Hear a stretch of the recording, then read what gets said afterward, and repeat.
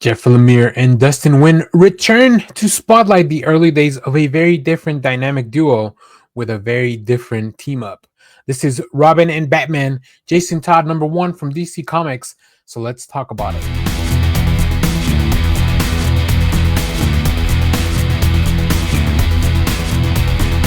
Hello, everyone. Daniel here from the Next Issue Podcast. On today's video, I'll be doing a review for Robin and Batman, Jason Todd, number one. This is a new book from DC Comics. We had a series called Robin and Batman previously, which focused on Bruce and Dick. In this one, we, of course, are focusing now on Bruce and Jason Todd. This is written by Jeff Lemire with art by Dustin Nguyen, letters by Steve Wands. Dustin Nguyen and Jeff Lemire have worked on some of the just some really cool stuff together in the past. Both of them, whether they're doing it together at DC Comics or independently, or just on their own, they are great creators. So every time that they come back to a book like this, I'm very excited. I love the first series with Robin and Batman. And I was very excited to hear that they were going to team up again. Now, this book is a little bit oversized. It is 40 pages, so you'll get a lot of preview pages in the video as they kind of roll on. But let's talk about what is going on in this book. In this issue, Batman has a new Robin. Rash, impulsive, a reckless kid with a troubled past who Batman was certain he could mold into Gotham's next crime fighter. But can the Dark Knight save Jason Todd from the darkness within himself? And also, when a mysterious new villain sets his sights on Jason, Batman finds himself doubtful that he even has what it takes to train the anger and torment out of this young new ward. Yeah, very different dynamic, right? Which is, I think, one of the things that the reason why everybody has a favorite Robin is because they are so different and they have these different dynamics. So in this book, it's really interesting to see Jeff Lemire go in a very different direction from the first iteration of the series. Now, I think what really ties everything together, though, is Dustin Nguyen's artwork. We have this really beautiful character designs, this Gotham that feels a little bit more light, the watercolor and the essence of it. It's just a very different approach to the Dark Knight, but it's really cool. I love the design of a young Jason Todd Robin, his costume, and I love the interaction. The new villain that arrives is a very goofy looking villain, but it makes sense that it would be somebody like that maybe doesn't feel as dangerous, but maybe Jason doesn't take him very seriously. So I think it really works. As I mentioned, you get an oversized issue full of these action shots, and just I feel like Jeff Lemire really understands the dynamic between Jason and Bruce and how they're different from the first book with Dick Grayson, but also how Batman is kind of relentless when it comes to this, right? He doesn't want to give up on him because he feels that maybe if he gives up on him, he could be gone for good. And obviously, we know kind of how the story of Jason Todd goes if you're a longtime Batman reader, and we know that it is full of tragedy from the beginning all the way right up until the end and up until his comeback. So it's fun and interesting to kind of go back and fill in those years with these stories, with these villains, and just all these shenanigans that happen between them. How Bruce has to take a very different approach when it comes to talking and training Jason. So there's definitely a lot going on here. Definitely a lot that I'm very interested in. So if you want to check this out, I highly recommend it. This book is beautiful. They'll also probably come up with a great collection. I really love the hardcover that they made for the first series, so I'm very excited to see what they come up with this one. But yeah, Dustin Nguyen and Jeff Lemire, every time they team up, whether it's their Ascender Descender series or something like this, I'll always be there to check it out, and I'll always be there to talk about it and recommend it to the people because I feel like it's a very quality creative team that always delivers on the goods. So if you have read this book, let me know what you thought about it down in the comments. As always, thank you for watching, everyone. Remember to share, like, subscribe, hit the bell so you know when we go live. That is most Saturdays, 10 a.m. Central Standard Time. And stay tuned because we have more comic reviews, trailer reactions, TV recaps, all that fun stuff here in the channel. Thanks for watching, everyone. Bye-bye.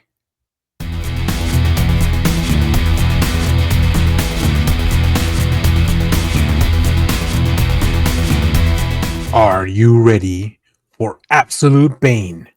Let's talk about it in the latest issue of Absolute Batman.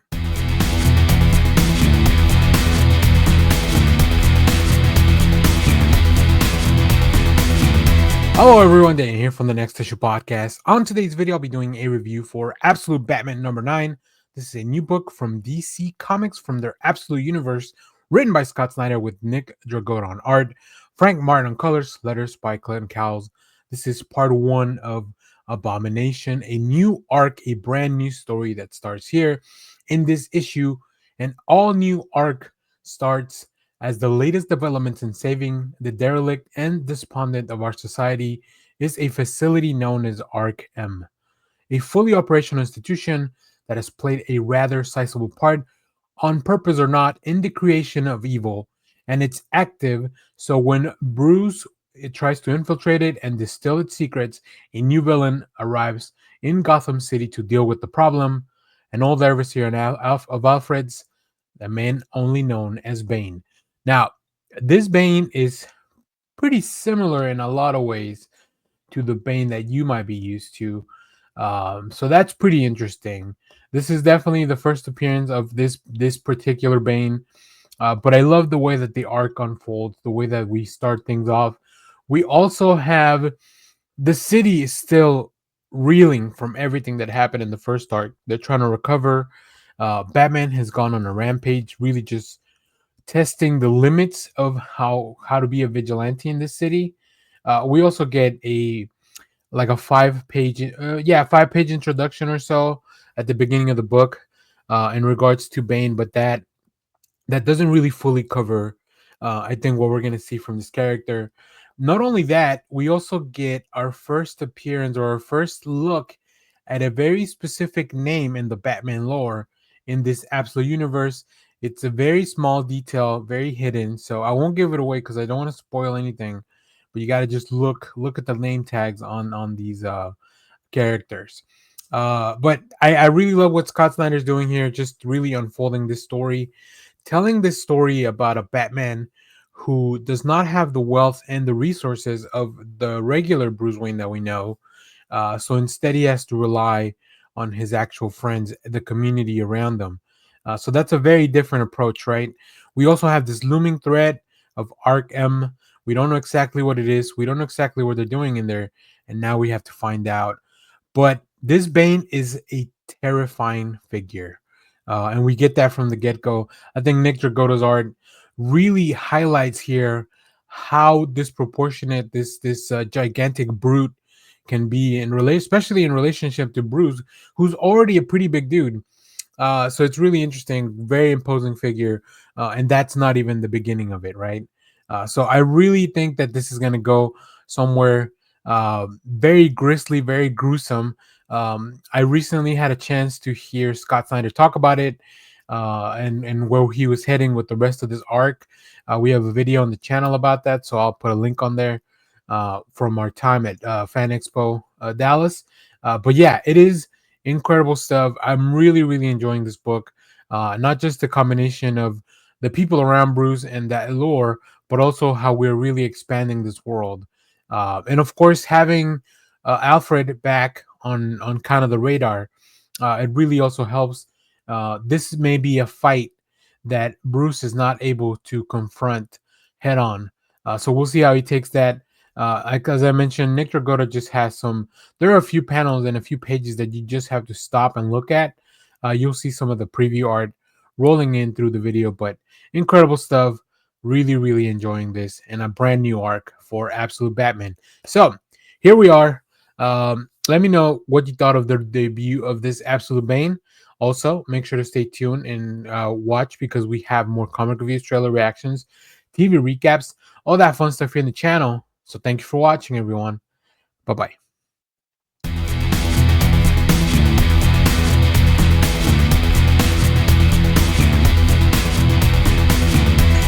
The Summer of Superman continues with the adventures of Superboy in this all-new, brand new issue of Action Comics. So let's talk about it.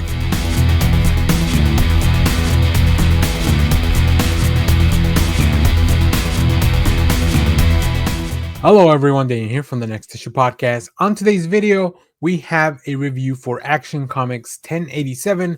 This marks the beginning of a new arc, The Summer of Superman. This issue is written by Mark Waid with art by Skylar Patridge, colors by Ivan Placencia, letters by Steve Wands. In this issue, witness as we have this new creative team take on the Action Comic series as they take Clark Kent back to his early years on the farm. This can't miss story ties the present and takes the Boy of Steel to an unexpected heights as he figures out what being a hero truly means. First drop is Metropolis Expo of Tomorrow. Will Clark be able to blend into the crowd, or is Superboy about to make his public debut? I have been pretty excited about this because, first of all, I love Mark Waid's writing. Very big fan, really enjoying everything that he's doing. Justice League, World's Finest, all the other books that he's doing with DC. And then, of course, Skylar Patridge has just some beautiful, beautiful art, especially when it comes to this era of Clark. I think it really fits. I think Patridge's style really fits in this younger teenage boy era. And you'll see some of the preview art in a minute, but I love the way that his new costume is kind of designed, which is very similar to the classic costume, but he's got like almost they look like Converses on because that's what a teenage would wear. And then, of course, his facial expressions, he's still developing, right? He's not the Superman that we know that has all this experience under his belt. He's a Superman that is inexperienced, not as mature, and maybe still getting into trouble where he shouldn't be. So it's really fun stuff. I'm really enjoying this arc. And even though it just kicked off, I knew this was going to be something fun. So it really, really works. And Mark Waid, I feel, really understands the character of Superman. And I really love seeing his interactions with his parents because we don't get to see that much, right? When Superman's older, a lot of the versions of his parents, one of them is gone or both, or they don't really interact a lot.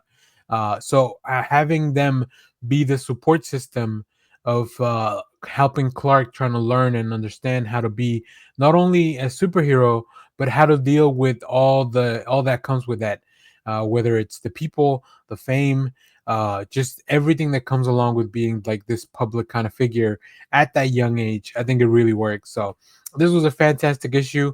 It does have a little bit of action. It's got a little bit of wonder, but overall, it is framed with this beautiful story of like the early days of the Man of Steel.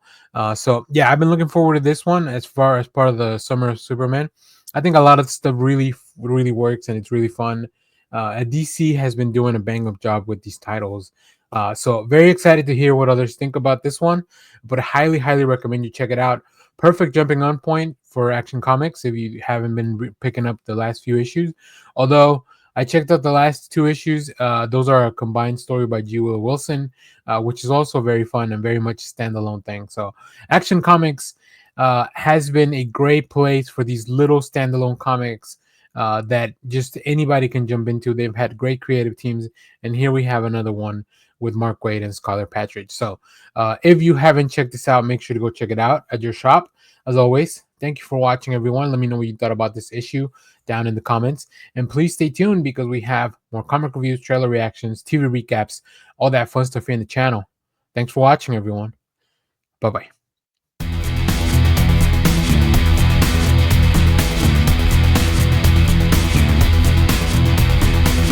Tom King and Belen Ortega's breakout star Trinity has her own miniseries.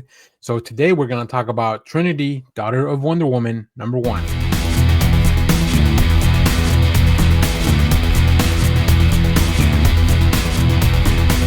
Hello everyone, Daniel here from the Next Issue Podcast. On today's video, we're going to be doing a review for Trinity, daughter of Wonder Woman, #1. Lizzie, Wonder Woman's daughter, is a character that we met originally in Tom King's series in Wonder Woman, and then also we saw Belen Ortega elaborate a little bit on this character on the backups of those stories. So this series, because of its popularity, just kind of garner its own little thing.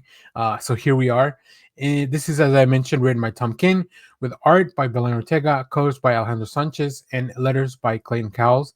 We have a lot of beautiful variant covers because this is a character that just really, I think, because of how silly sometimes the character can be, the character is also a little bit meta, but also just very popular. DC definitely capitalizes on that. So make sure to pick up some of those variants. I'm very excited to go to my shop.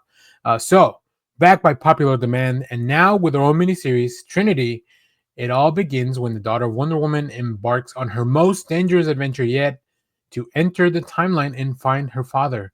As the young hero knows, messing with the time has its consequences, but that doesn't mean she learned her lesson the first time. Things are about to get rough, and the Super Sons have gone to the dogs. Prepare for a crisis on Infinite Corgis. So obviously she has some corgis. Also, if you read those backups um, from the Wonder Woman stories, you'll know that Damien and John are the ones that kind of babysit Lizzie for like a while. Um, in this issue, we get to see not only do we get to see Lizzie time traveling and Trinity kind of going all over the place, but she also gets to meet very interesting characters that feel a little bit out of her wheelhouse, and we get to see her at different stages in her life, which is really cool. So um, I love that this book is very much unlike some of the other stuff that King writes. This is a little bit more goofy, a little bit more of a romp adventure instead of like just. But it still has some themes that Lizzie's looking for her dad, and she's very sad about that. She's trying to figure out and get to meet the man that she never met. So of course, time travel is it's what's gonna take her to do so. So I love Belen Ortega's art. It's very dynamic. It's very much inspired by manga. As a matter of fact, Belen Ortega has worked on manga before, so I really love it. I really love the way that she designs characters, the way that her facial expressions are very emotive. But when it comes to these bombastic action sequences, she just really nails it. And then, of course, the designs for Lizzie across different timelines, like they all really work very well. So I'm very excited for this series. Very excited that this is finally come. It's time to finally get to this one, and I finally get to talk about it because I had read this a little while back. So very excited to have this out in the world and hear what people think. But highly recommend it, especially if you enjoyed the backup stories in the Wonder Woman series. You're definitely gonna want to read these. So if you have read this, let me know what you thought about it. Let me know which cover you picked up down in the comments. And as always, thank you for watching, everyone. Remember to share, like, subscribe, hit the bell so you know when we go live. That is most Saturdays, 10 a.m. Central Standard Time. Stay tuned because we have more comic reviews, trailer reactions, TV recaps, all that fun stuff here in the channel. Thanks for watching, everyone. Bye bye.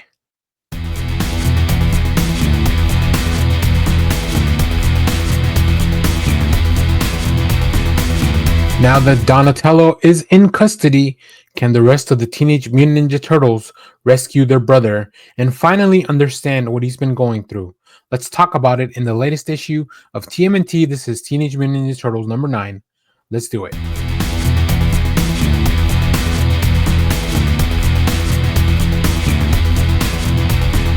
Hello everyone, Danny here from the Next Issue Podcast. On today's video, I'll be doing a review for Teenage Mutant Ninja Turtles number 9. This is a new book from IDW. This is written by Jason Aaron with art by Juan Ferreira, letters by Sean Lee. This book continues to just top itself after every issue. So we're going to get into that. In this book, already weakened, weary, and a little deranged, poor Donatello has now been captured by the Foot Clan. The remaining Turtle Boys make a plan for an all-out war against Karai, but are forced to think twice before they hear the voice of reason coming from the body of a dead rat. That's right, the little rat that Donnie had been carrying around. It looks like it's a little bit more than they really thought. For a while, I wasn't sure if the rat if Donnie was okay or not, and if he was really hearing things from the rat. So it's very interesting.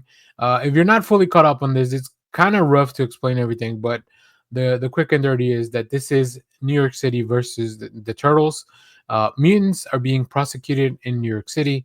The Turtles have been accused of heinous things, and they also have a very broken relationship between themselves, including that Splinter's gone and he's dead.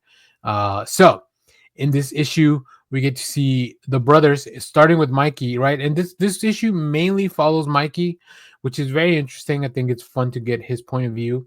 Juan Ferreira's art is magnificent, but he also does some really fun stuff, which you'll see some of it along the previews as they scroll through the screen. But his design of the turtles is very different for each one of them. Raphael, big, burly, Mikey, like full of kind of a goofy sense of it, but also Like he's still pretty sad about losing a lot of his stuff, a lot of his career, and of course his brothers. We don't get to see a lot of Leo in this issue until the latter part. But also as we get to see Donatello, he's weak, he's emaciated, he's a broken turtle, and we've known that ever since the series started. Even with that alpha issue that came before the series kicked off for real. I think Jason Aaron's telling a very, very compelling story, very fun, really digging down to the root of these turtles, and trying to mend their relationship in very interesting ways. It's not a very straightforward story. It's not a very straightforward way of them having to come together. But if rescuing Donatello can give them something to unite and just go forward with, then hopefully that can bring them a step closer. They also discover maybe new possible allies. April is off on her own quest after what happened to Casey Jones in the previous issues. So there's a lot. This turtle series has been on fire from the get go. Jason Aaron, it feels like he approached this with like a big plan, and it seems to be coming to fruition very well. Not only by the team of artists that he had on the first arc, but just Juan Ferreira is such a solid artist. Like incredible stuff. Like very dynamic, very cool action scenes.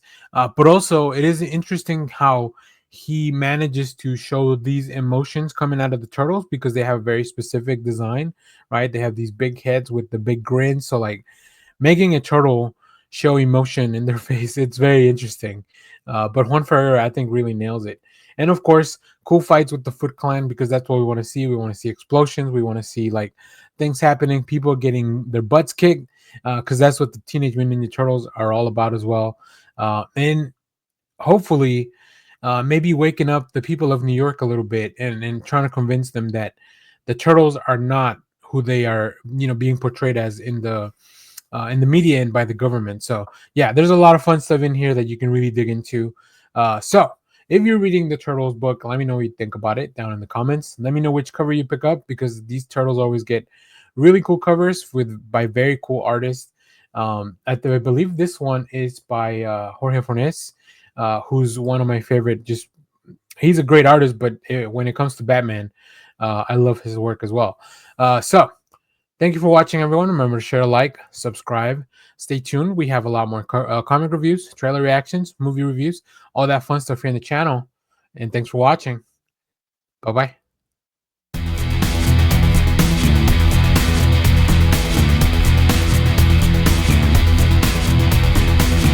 Can Doctor Doom and the Avengers, the X-Men, and the Fantastic Four beat Dormammu and save the world?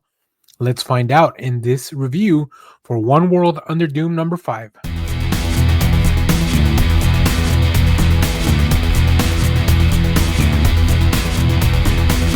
Hello everyone, Daniel here from the Next Issue Podcast. On today's video, we're going to be doing a review for One World Under Doom number 5. This is Marvel's big epic event for the summer, at least the one that's not in space. This is written by Ryan North with art by R.B. Silva, David Curiel on colors, letters by Travis Lanham. In this issue, Dormammu has come for Doom, and Doom survived. Broken, depleted, but having bought the time he needed, Doom ensured that all of Earth's heroes would survive. These heroes now face a choice. They can allow Earth to fall to Dormammu, or they can align with Doom and fight for Earth besides him. Doom is at his highest with Earth's mightiest heroes behind him. Nothing can stop him, and nothing, that is, save for the unexpected return of an old foe. This is a last page reveal. This foe is a last page reveal. So I won't say what it is in this video. Just make sure you read this and go all the way to the back. This was amazing. This story, this series continues to just really go over the top and really just nail everything that I'm looking for in a really cool Marvel shenanigans event like this one, right? We have gigantic battles, which like Dormammu versus Doctor Doom and every hero on Earth. It doesn't get much bigger than that. We also have the stakes that have never been higher. Ryan North has done such a good job building, crafting this world that, for the most part, regular people, everyday people, they are behind Doom because he has truly done things to improve their livelihoods. The only people that are still opposing him are those who know that Doctor Doom probably has very cruel intentions, or there's something behind that everything, right? So and then last but not least, just the art on this RB Soba, with the colors by David Carril, just over the top, bonkers, bananas, really cool sequences. I cannot fathom trying to even design these panel layouts with all these characters. It is such a great book. It has remained solid. Sometimes these events, sometimes big crossover events, they may lose steam over a few issues just because the big hook has passed, right? The big hook is usually the number one issue. And number two issue, they continue to expand on that. But after that, once you really get into the meat of the story, sometimes things they tend to fall apart. But this is great. The One World Under Doom event has continued to just really deliver some really cool things. I picked up the regular cover here, so yeah, I'm very excited to see where we go from here. What the team has in store. I think they did mention. I remember reading that there might be like a 2 month break between this issue and the next one. So, don't hold your breath. But yeah, very cool stuff. You won't. I don't know if you will believe which of the heroes are maybe on the side of Doom. I don't know that this will lead to like a complete civil war scenario, but man, oh man, they really nailed it here. So let me know what cover from the Doom One World of the Doom issue you picked up. Now, I specifically like the A covers for this one.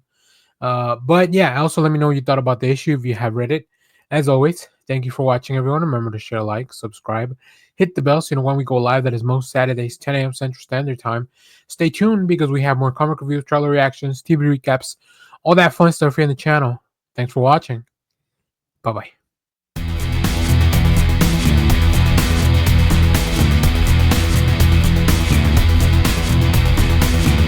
What if Marvel decided to put some of the most unhinged characters together in a new group?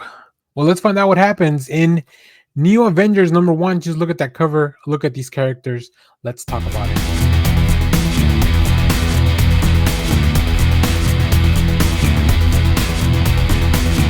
Hello, everyone. Dan here from the Next Issue Podcast. On today's video, I'll be doing a review for the New Avengers #1. This is the main cover, which shows us the group, and then this is another variant cover that I picked up with Carnage and Laura Kinney Wolverine. We'll talk about that. We'll talk about why these people are in the cover. This issue is it's amazing stuff. I really think that we have a very cool group of superheroes, or at least a group of characters that I don't know that they're going to work very well together. But this is written by Sam Humphries with art by Tom Lima, colors by Ryan Barreto, and letters by Joe Sabino. Of course, the roster right now still incomplete, but we know, I mean, just based on the cover, we know who all should be in there, right? We have Carnage, we have the Hulk, we have Clea, we have Namor the Submariner, we have Wolverine, Laura Kinney, we have, of course, Bucky the Winter Soldier, and Natasha the Black Widow. What a roster of just it feels like it shouldn't work, and maybe it won't work. So in this issue, though, nothing could make them work together, but Bucky Barnes and the Black Widow are going to give it a shot. So those are the two that are kind of driving this force. Demented duplicates of the Illuminati are threatening the world, and if they figure out how to work together, they'll be as unstoppable as the originals. Bucky and Natasha need allies who will do anything to take the duplicates out, but wrangling a team of killers and monsters presents its own dangers. Welcome to the New Avengers. We hope you survive the experience. What are these? The X-Men? Yeah, this was a very cool issue. Whether it's the banter between Natasha and Bucky, because of course they have to kind of reconnect, right? Bucky's been through a lot. He's been in this big kind of like game. He's also taken on Doom. He's been through so many things, and then of course Natasha, which I thought she was dead until I read this one. I don't even remember where she came back. This is not really addressed in the book, but yeah, them two putting together a team of these killers. Now, not everything gets to happen in the first issue, so even though we know who's coming, not everybody shows up. And I'll leave that up a little bit more nebulous. I won't tell you who all shows up in this issue, but they find a great way to kind of bring these people into the fold, bring these characters into the fold, and then of course the surprise that it is these Illuminati clones, right? Think of your roster in the Illuminati, and then just give them like a demented twist. Also, who is behind these clones? If you're a slick Marvel fan, you'll probably put together who the cloner is here. But I recommend you check out this book. Also, the art is incredible. Whether it's just the character designs, I think that man, Tom Lima, who I hadn't seen much of their art, really nailed all this. Like the way that they approach the action, the way that they approach these conversations, even some more of the quieter moments. You get uh, a little bit of cheesecake, I'll say, for the older fans that are looking for that type of stuff. You get these big splashy pages, and then of course these panel layouts that really present an incredible thing. Also, the design of these Illuminati clones is some of the funkiest stuff I've seen in a while. So yeah, it really really works. So whether you pick up the original cover, whether you pick up one of these variants, a lot of the variants have two of the characters from the roster. So Marvel doing a very good job at making you want to pick more than one because maybe you like a few of these characters, so you definitely want to check out their cover. But either way, this worked out really really cool. And Sam Humphries is somebody that I hadn't read their stuff in a while, so I'm glad to see them back on the pages of Marvel. So if you read the New Avengers, let me know which cover you picked up. Let me know what you thought of the book. And as always, thank you for watching, everyone. Remember to share, like, subscribe. Stay tuned because we have more comic reviews, trailer reactions, TV recaps, all that fun stuff here in the channel. Thanks for watching. Bye bye.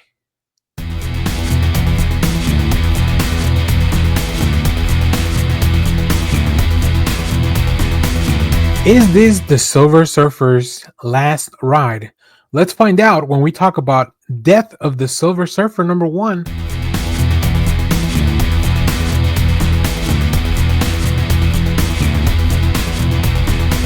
Hello everyone, Dan here from the Next Issue Podcast. On today's video, we're going to be doing a review for Death of the Silver Surfer #1.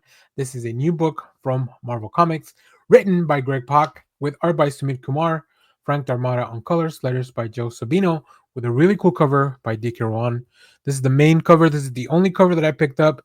I love that the board is red, and it's kind of slashes the book in half. It's we'll get into it, but what a great artistic choice, and then what a great choice for a creative team. I love Sumit Kumar's art, and then of course Greg Pak is one of my favorite writers. All the way from Planet Hulk to his current stuff on Darth Vader. Yeah, it's fantastic stuff. So, in this issue, the Silver Surfer returns to defend a war-ravaged Earth, but Norrinrod has a galaxy-sized target on his back. A new enemy will stop at nothing to steal away everything the Surfer is or ever will be. A single human life may be all that decides the Silver Surfer's salvation or damnation. If the Surfer falls, who will wield the awesome cosmic power?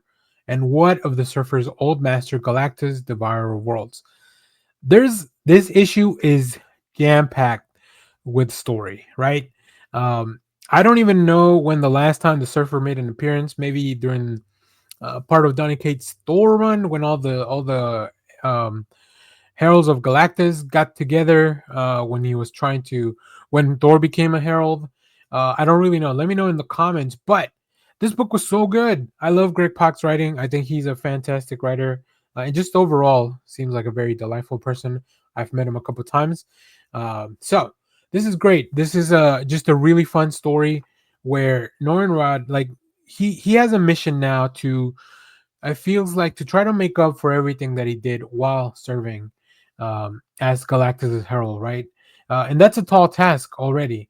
There's a really lovely some writing by Greg Pak, like outside of the story, like a little letter to the readers about Greg Pak and how he came to this gig, how this story is gonna come with his history with the Silver Surfer.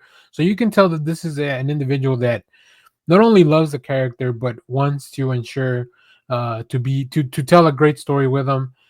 He's also introducing some of the characters that he loves, including Kelly Cohn, who's just one of the newest additions to the Marvel Universe, which it plays a pivotal role in this series. So, yeah, it's great stuff. And then, Sumit Kumar, like, whether it's an alien design or just a spaceship that we're looking at, or just even a quieter moment or a war torn country that the Silver Surfer has come to put a stop to a war, it all really works very well.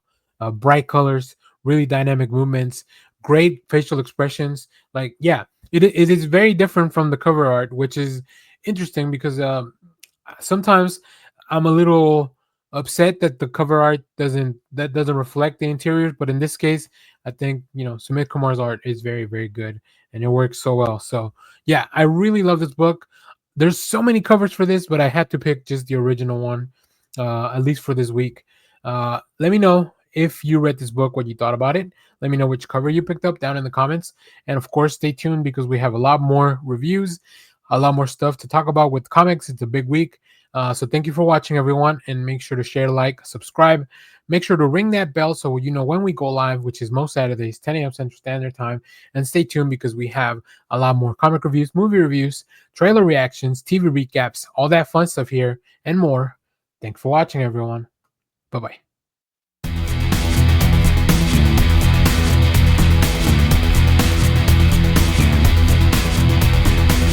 Marvel's Runaways are back, but what are they getting into this time around? Let's find out in the new Runaways #1.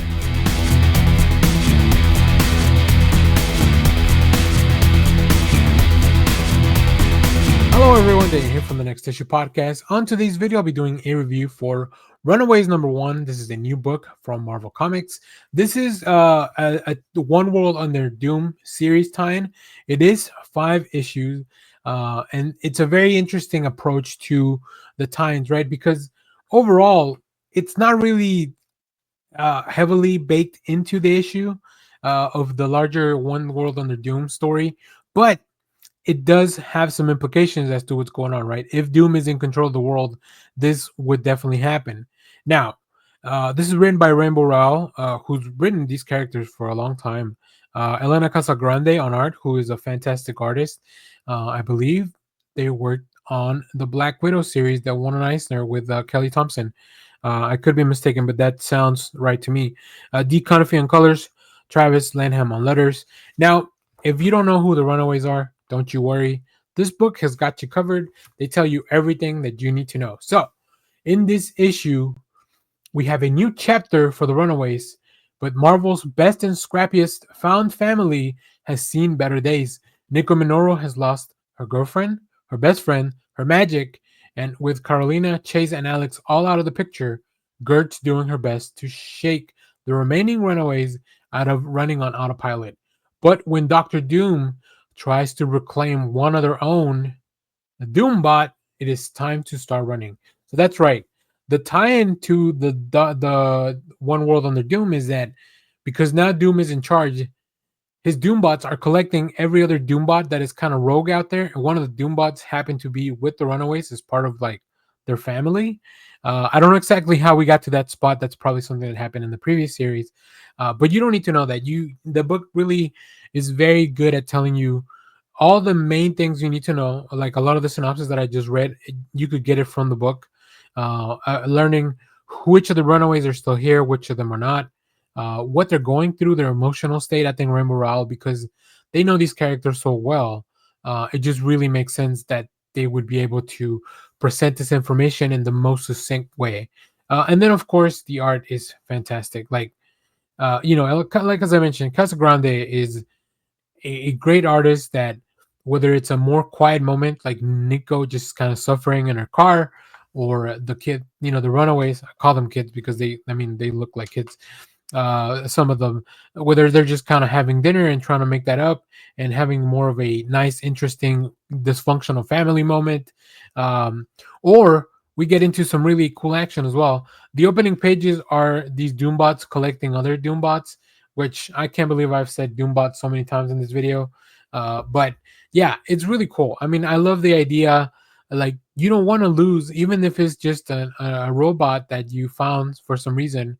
But now they are part of your group. They're part of your family, especially when a lot of the people that you love are gone. And of course, you will have maybe a surprise return or some of that stuff in the future. But you don't want this family to continue to fall apart. And I think that's the crux of this issue.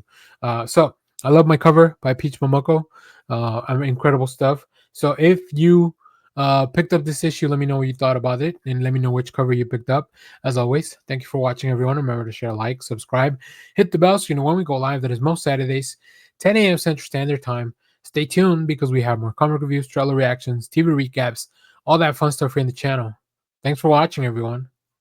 Bye-bye.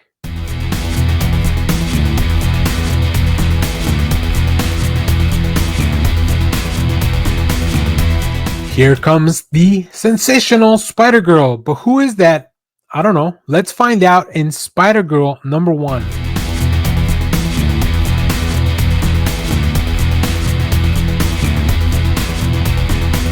Hello everyone, Dan here from the Next Issue Podcast. On today's video, I'll be doing a review for Spider-Girl #1.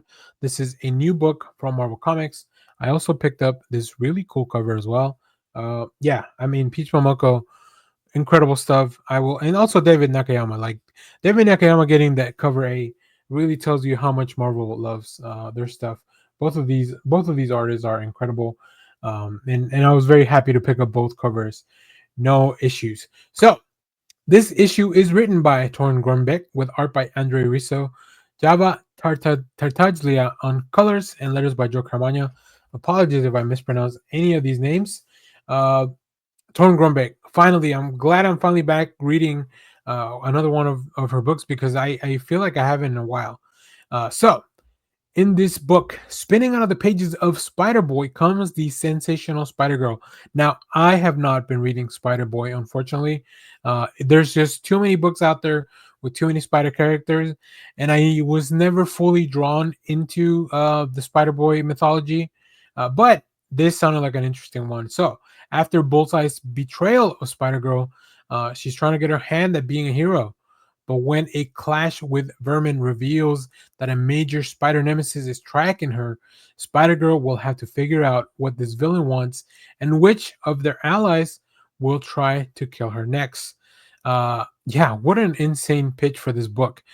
First of all, this Spider-Girl has the normal spider powers from what I can see, except that her web is it's barbed, so like it hurts, I guess, whenever you get webbed. She does swing around like normal. She also has another ability to kind of like communicate or control. It's not very clear yet because it was happening during a big fight, so I'm not even sure that she's fully controlling it. But it's very interesting. And then of course having a pass with Bullseye, and then learning, going to a new place, trying to be a hero, especially with the Spider Legacy hanging over your head. I think this book really works. I really, really like it. I had a good time with it, and I love the writing of Torun Grønbekk. Right, she took over Thor for a little while after Donny Cates left that book. I think big part of like this Thanos story. So I really enjoyed their work, and I'm glad to pick up another book. And of course, Andre Risso on art. I will say this book, out of all the stuff that I picked up this week, feels like it's aimed or at least tries to include a younger audience, which makes sense because this is a young character, right? But even as an older fan, I think this really works as far as just an adventure. So I'm gonna keep reading this. It's got a great art, beautiful, very, very dynamic, very stylized. I would not be surprised if this artist is a little influenced by manga, because it really gives that feeling of it, like I said, with these very stylized characters, these sharp corners in the designs. Vermin gets a really interesting glow up in this, but also this villain, like who are they and what do they want? That's another thing that I'm not very familiar with the villain that is revealed in this issue. So a lot of cool mysteries to explore, and like I said, 2 great covers for me to pick up.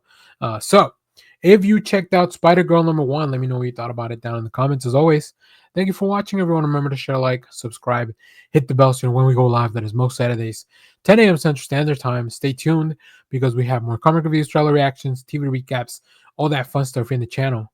Thanks for watching, everyone. Bye-bye.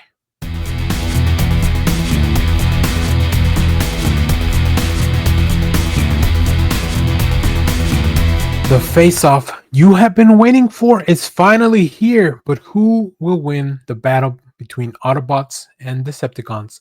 That's right, we are talking about Transformers 21. So let's get into it.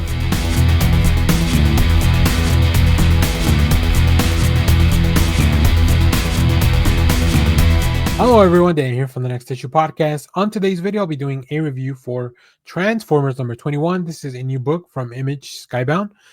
Here you can see the main cover by Daniel Warren Johnson, and then I also picked up the second cover by Jorge Corona, who is the interior artist. So as I already kind of said here, Daniel Warren Johnson writes the story, Jorge Corona the main artist, Mike Spicer doing colors, and Rose Wooten doing the letters. The face-off that you demanded between Optimus Prime and this spoiler character is finally here. Now, if you've been keeping up with the story, you know exactly where I'm going with this. And I think that Daniel Warren Johnson has been pacing this story so well. Things got a little bit convoluted when we had to keep track of so many things, right? The Transformers were doing their own thing. The Decepticons were doing their own thing. We didn't know where this mystery character was going to finally reappear. And then, of course, we have some Autobots that were sent off to their original planet to continue the fight. So the group is all disassembled, but finally all the pieces are kind of coming in together, and I think it works out very cool. And of course, Jorge Corona just giving us the best robot shenanigans that he can. These big bombastic action sequences, really fast-paced storytelling. Like, it all really works. We want to feel the battle. We feel everything that's going on. I think it's harder to make these robots emote, but actually every artist that has been part of this series, shout out to the editors on this, because they really have nailed it. Ben Abernathy, which I should have known, Ben Abernathy, Batman editor for a long time, edited some of my favorite stuff there. It makes sense that they would be able to find all these people that just really work for the story. So whether it's like the human story that you care about, the Autobots in their planet, or everyone on Earth leading up to this battle, like all sides of this war are coming together. And my favorite thing about this, and here comes the big spoiler. So this is a spoiler if you haven't read the issue. I love seeing Megatron not only being super mean to like all his little lackeys, especially Starscream, because Starscream, he kind of took on the role of the leader, and Megatron didn't see kindly to that. But I love seeing Megatron transform into a gun, a tiny little gun that fits in. It's a giant Transformer hand that's holding it, but Megatron turning into a tiny little gun compared to the size of the Transformers is so funny. It's just something that I'll never understand why it happens, but every time I see it, I love it. And then, of course, it's a powerful gun. Like, it is Megatron in there, right? We saw what he went through in that last issue, where it kind of gives us his backstory and his motivation. So, yeah, I'm very excited. I love the covers that I picked up. Whether you get the original Warren Johnson or the cover B by Jorge Corona, or any of the other covers, they have plenty in the back that you can pick from. Hopefully your shop gets some of that stuff. It's incredible stuff, incredible work by everyone on here, and I'm very excited to see where we go from here and how this affects the larger Energon universe, right? This story has definitely been super Transformers heavy, but I think there's a big thing that's finally coming soon, as far as a big crossover with G.I. Joe and the Void Rivals and everything else that belongs here. Cobra Commander, of course. So yeah, we also have a first appearance here, which, big shout out to League of Comic Geeks that gives us all those details. There's always new Transformers showing up, and I love that in this book. So if you have read this, let me know what you thought about it. Let me know which cover you picked up from the comic shop, and stay tuned because we have more comic reviews, trailer reactions, TV recaps, all that fun stuff here in the channel. Thanks for watching, everyone. Bye-bye.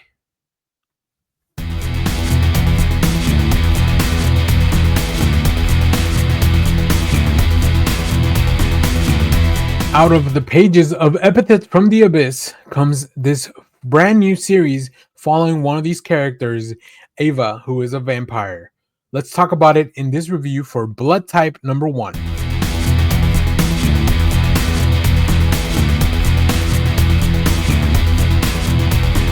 Hello everyone, Dan here from the Next Issue Podcast. On today's video, we're going to be doing a review for Blood Type number 1. This is a new book from EC Comics over at Oni Press. This book is a spin-off from one of the stories from Epithets from the Abyss, the anthology, the horror anthology over at EC Comics. This is written by Corina Becco with art by Andrea Sorrentino, colors by Dave Stewart, and letters by Richard Starkings and Tyler Smith. So yeah, if you don't know anything about this character, don't you worry. You can still pretty much dive into this one.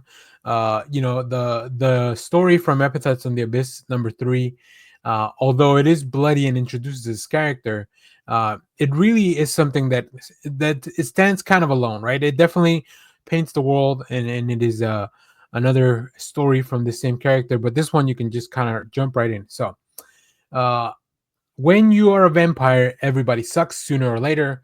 Meet Ada, an immortal vampire whose misdeeds have landed her on the doorstep of the idyllic Caribbean resort, an island of paradise teeming with wealthy tourists and superstitious locals, with ample food supply for the thirsty vampire who is looking to get away from it all. But as Ada stalks the boundaries of her new hunting ground, she'll soon become embroiled in a deadly game of cat and mouse by the moonlight as an older, wiser, and entirely different kind of predator reveals its own carnal hunger and greed for power. Who will survive in this brand new kind of blood type as they declare war on each other? With nothing to lose, what will be left of them? Yeah, this is a really fun kind of battle of the unknown. But the first issue really focuses on making sure you can lay the groundwork. In case you didn't read that first story, lays the groundwork for who Ava is, how she acts, how she kind of gets around as a vampire in this world. And then, of course, everything here presented by Andres Sorrentino's art, which I cannot find an artist that maybe fits better for this.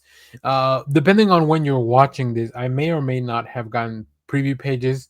The ones I had originally found were only in black and white, but I'm hoping to really show you something in full color because this deserves to be seen in its full glory, right? I think Andres Sorrentino has a very distinct style of art. If you read some of his stuff in the past, it's just very gritty, very dark.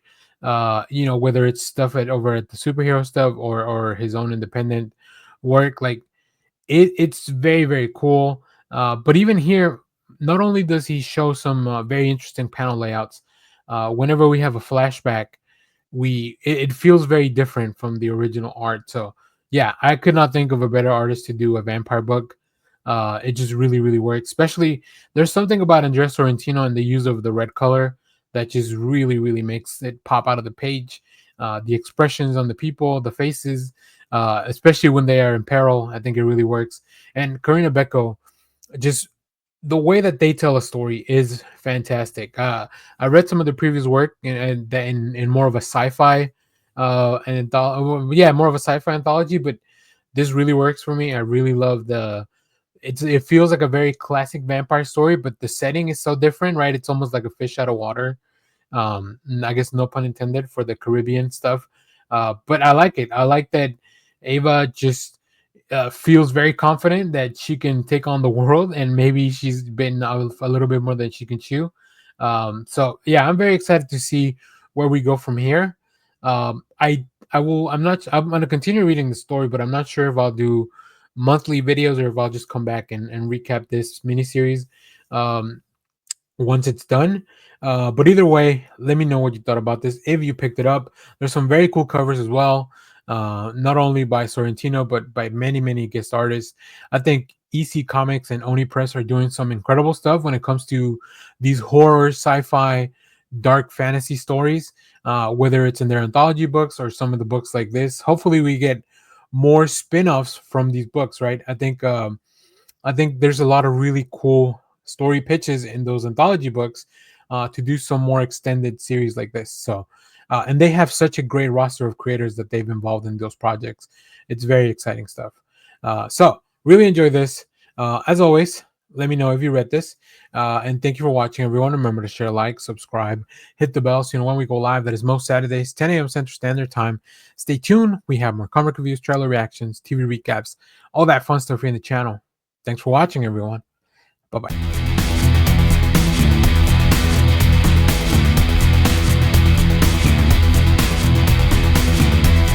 Spider-Man is getting a giant size adventure for this anniversary issue with many guest writers, so let's talk about it in this issue of Giant Size Spider-Man.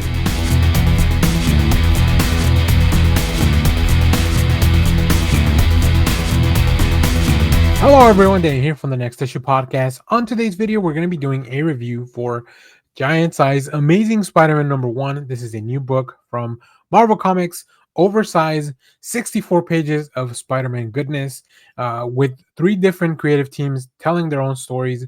And I'll go through each of those stories very, in detail. So let's start with the Unstable story. This is written by Kevin Smith, filmmaker, podcaster, and overall big Marvel fan, Kevin Smith, with art by Giuseppe Camuncoli and Daniele Orlandini, with colors by Eric Arcienega, letters by Joe Caramagna. This is such a fun premise. I think Kevin Smith really went wild with what he was able to do, and just asked, Kevin Smith asked the question that we all probably think about, like, what would happen if Spider-Man, during one of his fights, got a little tear on his tush? Like, what's he gonna be around swing? Like, who's gonna fix his suit? Does he have spare suits? What's the best way to approach that? Now the artwork is fantastic. The art team does such a good job because they have to draw so many characters. Like, Kevin Smith found a really fun way to bring a lot of Spidey villains into the forefront, and then of course some other heroes that Spider-Man has to visit trying to fix his pantaloons. So this is just a really fun, bombastic issue. Very silly, but it's some of the things that I love in comic books. So next we'll talk about 616 Day. This is written by Al Ewing with art by Mark Buckingham, Rachel Rosenberg on colors, letters by Joe Caramagna as well. This is a more a more serious story. Not I was gonna say grounded, but when you include the gods from Jonathan Hickman's book in here, there is no way that it can be grounded. It is a story that only Al Ewing can tell. Very reminiscent of something that Kirby would tell us about in his, in his big cosmic tales. When Spider-Man's involved in cosmic madness, I think that's really fun. You get a lot of really fun cameos in this one as well, whether it's the X-Men, Fantastic Four. As I mentioned, you get character from the Gods book by Jonathan Hickman, and of course, Spidey just kind of thrown in the middle of this. Now, I love the art on that one because it is a little bit of a throwback. I feel like the artist is doing the best that they can do to honor Kirby's legacy, and anybody else that has written Spider-Man, right? Steve Ditko, of course, and like it really feels like they are doing the little throwback John Romita Jr. I mean John Romita Sr. Like, you get little hints, little flavors of all these type of styles in one, kind of combined into one thing. So I feel like that's what they were going for, or at least that's what I got out of it. So the last story, Rapid Advancements by Chip Zdarsky with art by Cafu, David Curiel on colors, and letters by Joe Caramagna. That one focuses more on introducing a brand new character who will play a big role in the future of Marvel Comics. I don't want to give away too much of the story, but it does have to do with not so much time travel, but just some adventures in time, and manipulating time, and how Spider-Man uses his brains and his wits to try to figure out what's going on while still trying to help everyone. Spider-Man, something that he does very well is try to take care of the people. Each of these stories had really fun art. Each of these stories had really interesting implications. And like I said, whether it's a goofy, silly story like the first one, just talking about Spider-Man's pants, or something that will have big implications for the rest of the Marvel future, like this last story, or something just very high concept like the 616 story. I think this is a very well worth your time giant size issue of Spider-Man. So highly, highly recommend you check it out. If you have this issue though, let me know what you thought about it down in the comments. I believe the main cover is by Greg Capullo.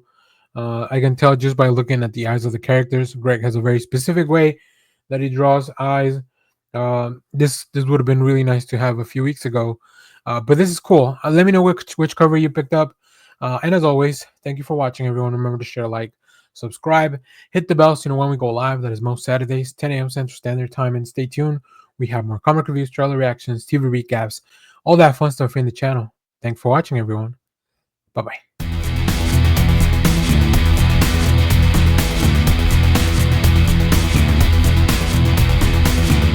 Ms. Marvel's journey across the biggest events in X-Men history continues, and we're going to talk about it in this giant-sized Dark Phoenix Saga #1.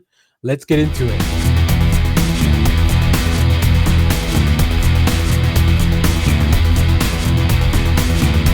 Hello everyone, Daniel here from the Next Issue Podcast. On today's video, I'll be doing a review for giant-sized Dark Phoenix Saga #1. This is a new book, a one-shot in a series of one-shots that are really 5 one-shots telling one specific story about Ms. Marvel traveling through the biggest hits of the X-Men. In this issue, Kamala Khan is locked in a battle throughout time against an unstable and unleashed Legion, and she's gone from the frying pan into the Phoenix Fire as the history we know is destroyed in front of her eyes. The New Mutant must learn to team up with Jean Grey in her darkest hour and master her own dangerous New Mutant power, the X-Hive Mind. Lansing Kelly team with superstar Rod Reis for a cosmic emotional story that turns history upside down. So let's talk about a few things. There's a backup story here that reveals the hidden secret that binds Scott Summer and Jean Grey. This is written by Steve Fox with art by Lucas Wernick and letters by Clem Cowell. But the main story, Marvel Girl, is written by co-writers Jackson Lansing and Colin Kelly with one of my favorite artists, Rod Reis. Go check out Reis's New Mutants run under the Age of Krakoa. It is fantastic stuff. So yeah, it's really cool. It's a fun way to explore Kamala Khan's identity as a mutant, explore her powers, maybe give her more confidence to use those. Also, it gives us a great question as to what is this darker version of Legion up to? What are they traveling through these events? And also, can Ms. Marvel get back to her original timeline? There's a lot here. I don't know what the implications are going to be of meddling with all these events, or if everything will go back to normal as usual. But I do know that Kamala Khan will never forget this experience. Now, Rod Reis's artwork it works for me in so many levels. First of all, the character designs are amazing. Like just the way that it's not super stylized, but it is very cool. It's hard to explain, but I will definitely throw some preview images along in the video. But the way that he does the Phoenix form, the way that he does the way that we revisit a lot of these old classic comic book designs, those big explosions, even just quieter conversations. There's a lot of time that we spend here with Kamala Khan trying to reach out to Jean Grey and maybe help her get through this funk. And then, of course, seeing some of the older designs of the X-Men drawn by Reis. It's all really good. I really love it. Even when it comes to drawing something that is less conceptual than an actual person, right? Some of these entities, these giant beings that are always involved with the Phoenix, and recreating some of these cooler moments in history. So I really like this. I'm really enjoying what we're seeing through these one shots. So hopefully they'll continue. On to the next one, we'll be doing Age of Apocalypse, so stay tuned for that in the next one. So if you picked up a giant size Dark Phoenix, let me know which one you picked up. This is a really cool cover. I'm trying to figure out, I didn't see who this one's for. I want to say Sunny Go, maybe Lee Garber and Sunny Go, or no, this is by Stephanie Hans. It makes sense now that I see here with in the credits, her signature is right there. So yeah, I picked that up. It's the Stephanie Hans cover. I love Stephanie Hans. But you let me know, what did you think of this issue down in the comments. As always, thank you for watching, everyone. Remember to share, like, subscribe, hit the bell so you know when we go live. That is most Saturdays, 10 a.m. Central Standard Time. And stay tuned because we have more comic reviews, trailer reactions, TV recaps, all that fun stuff here in the channel. Thanks for watching, everyone. Bye-bye.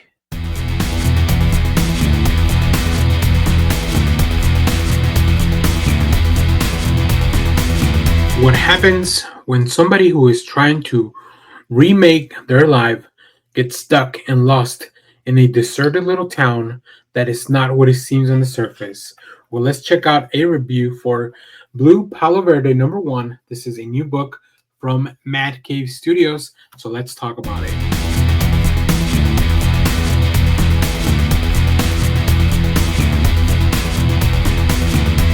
Hello everyone, Dan here from the Next Issue Podcast. On today's video, I'll be doing a review for Blue Palo Verde #1. This is a new book from Mad Cave Studios. This is the Marguerite Sauvage cover. There's plenty of covers. You'll probably see the main cover in the actual video. And I really enjoyed this book, but let's talk about the creative team before we get into all that.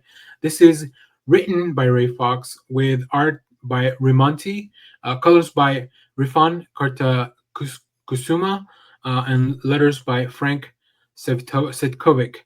Apologies to any of the creators if I mispronounce your name. And then, as I mentioned, the cover that I picked up was by Marguerite Sauvage. This was a very interesting read, so let me give you a quick synopsis here. On her first day out of jail, Christine Woods discovers that her father has disappeared into a mysterious, isolated town hidden in the New Mexico desert.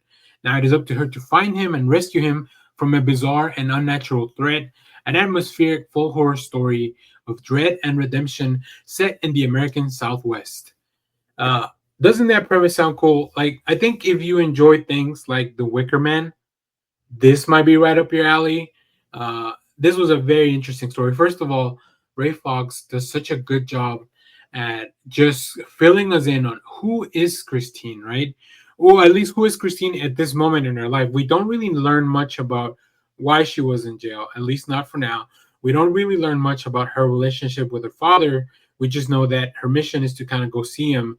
And now that he's kind of relocated to this town. But as the trip goes on, we see things that maybe something's off, maybe something's wrong, maybe there's something going on, something more than it seems, which I think Ray Fox does very well. This is all very well put together by the art Rimonti, who's an artist I haven't really heard much about. But Mad Cave has a fun way to introduce me to like really cool new creators. So I think the design, especially when you get to the town in New Mexico, like I don't know where the artist, maybe the creative team may be from, but the fact that they really nailed down that Southwestern aesthetic, it really brings the book and it really drives that story. And things, like I said, every turn of the page, something makes you feel a little bit uneasy, like something's not quite right. And I find that very interesting. I think that accomplishing that, it's a very tall task, but I think the team really cleared the bar in setting up a story that I want to learn a little bit more about. So if your shop has this, because sometimes they don't get a lot of these indie books, if your shop has this, definitely check it out. Mad Cave Studios has been putting out some great stuff. We try to do as many reviews for their stuff as we can because I really love, first of all, I appreciate that they let us take a look at a lot of these things in advance, but also I want to make sure that people are able to find these stories because sometimes the shops won't carry material like this unless you ask for it. So if your shop doesn't have this, make sure to ask for it. Make sure to add it to your pull list. Pre-ordering is very, very important. So once again, thanks to the folks at Mad Cave for letting us read this in advance. Thanks to my shop. Big shout out to Titan Comics in Dallas for having this so I could pick it up. And as always, if you have read this, let me know what you thought about it down in the comments. Stay tuned. We have more comic reviews, trailer reactions, movie reviews, TV recaps, all that fun stuff here in the channel. And thank you for watching, everyone. Bye-bye.